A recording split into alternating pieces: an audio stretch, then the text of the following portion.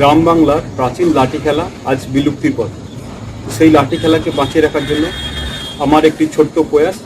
এখানে আমি কয়েকটি লাঠির টেকনিক আপনাদের শেখাবো। বাংলার লাঠি খেলার যে টেকনিকগুলি আমি দেখাচ্ছি তার মধ্যে আজকে খুব একটি গুরুত্বপূর্ণ টেকনিক দেখাবো, সেটি হচ্ছে আপ অ্যান্ড ডাউন রোলিং, অর্থাৎ আপে একটি রোলিং এবং নিচে একটি রোলিং, এই ওপরে এবং নিচে, এই ওপরে নিচে। এটি কিন্তু খুবই একটি গুরুত্বপূর্ণ মুভমেন্ট। এটি কিন্তু নিয়মিত অভ্যাস করলে এটি কিন্তু খুব সহজভাবে করা যায়। অর্থাৎ লাঠিকে মাঝখানে ধরলাম, ওপরে গেল, এখান থেকে রোল হলো, হয়ে ব্যাকে আসলো, রোল হলো। তার সাথে সাথে আমার বডিটিও একটু রোল করতে হবে। বডি যদি আমি রোল না করি তাহলে কিন্তু লাঠি আমার ঠিক মতন হাতে আসবে না। অর্থাৎ 1 2, বডি যদি আমি রোল না দিই তাহলে কিন্তু লাঠি ঠিকভাবে রোলে আসবে। 1 2 1 2,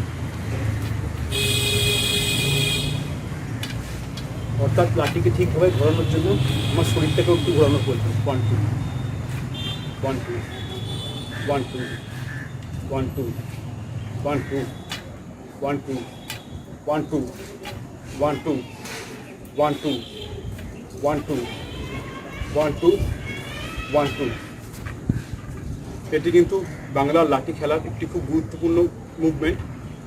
এই মুভমেন্টে কিন্তু আমাদের খুব ভালোভাবে অভ্যাস করতে হবে। ওপরে হাতে এই তুললাম, এইখান থেকে লাঠি এই তুললাম, এটার সাথে সাথে আসছি, বডি হালকা বেন্ড হচ্ছে, হয়ে এইখানে এইভাবে লাঠি ঘুরছি, ঘুরে যাচ্ছে। অর্থাৎ যদি আমরা সাইড অ্যাঙ্গেল দিয়ে দেখি তাহলে লাঠি ওপরে ঘুরছে, সাইডে টুইস্ট হয়ে ঘুরছে। বডি কিন্তু আমাদের টুইস্ট করতে হবে। বডি যদি আমরা টুইস্ট না করি তাহলে কিন্তু লাঠি হাত থেকে আমাদের পড়ে যাবে এবং স্মুথ হয়ে যাবে। তো লাঠির এখানে বডি টুইস্টিং খুব গুরুত্বপূর্ণ।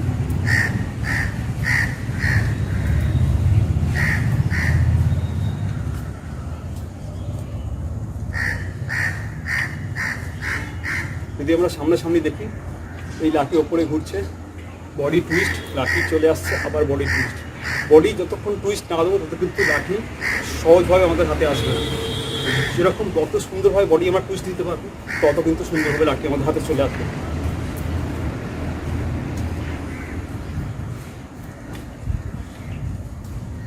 এটি কিন্তু বাংলার লাঠি খেলার খুব একটি গুরুত্বপূর্ণ মুভমেন্ট।